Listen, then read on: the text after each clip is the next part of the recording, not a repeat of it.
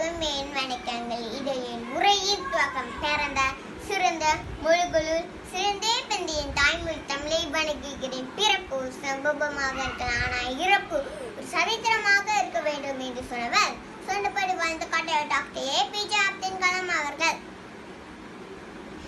இந்தியாவின் ஏவுகணை நாயகன், சிறந்த ஆசிரியர், சிறந்த பேச்சாளர் என்பவர் தமிழ்நாட்டில் உள்ள ராமேஸ்வரத்தில் பிறந்தார். பூமிக்கு கீழே, பூமிக்கு மேலே எந்த சக்தியை காட்டிலும் இளைஞர்கள் தான் இந்தியாவின் பெரிய சக்தி கொண்டவர்கள். கனவு காண்டுகள் உருக்கத்தில் வருவதிலே கனவு, உருங்க விடாமல் வருவது தான் கனவு என்று கூறியவர் டாக்டர் APJ அப்துல் கலாம் அவர்கள்.